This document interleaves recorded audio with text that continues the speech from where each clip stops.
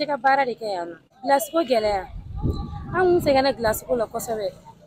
Kuran kun tigɛ gilasi tɛ sɔrɔ, an ka jɛgɛ caman tiɲɛna, an ka nafolo caman tiɲɛna.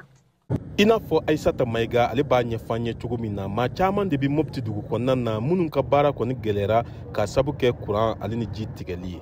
Bawo u ka fɔla caman de bɛ yen minnu ka dayirimɛ o sirilen b'a la.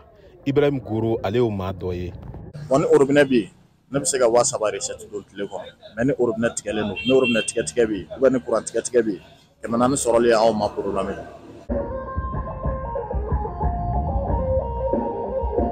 Walasa jateminɛw kɔni y'a yira k'a fɔ kabini biennale o kɔni daminɛna Mopti dugu kɔnɔna na kuran ni ji tigɛli o kɔni nɔgɔyara kosɛbɛ. Wa kɛn bɛ sababu ye maa caman minnu ka dayirimɛ sirilen bɛ nin baara in na u bɛ ka dɔɔni sɔrɔ.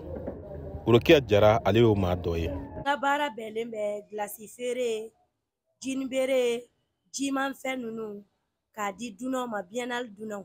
N bɛ yɔrɔ min na ko bi kabi dunanw donna dugu la, kuran sɔrɔla, n bɛ ka baara kɛ, n ka balo ni n ka fɛn bɛɛ bɛ ka sɔrɔ a la.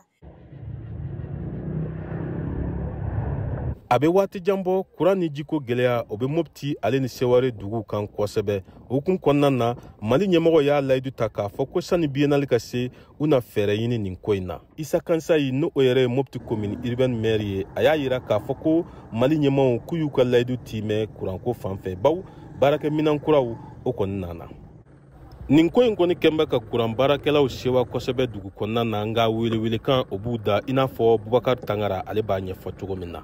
Mun fɔ jamana ɲɛmɔgɔ ye ka cogoya bɛɛ ka kɛ nin ka kɛ ni kuran nalen.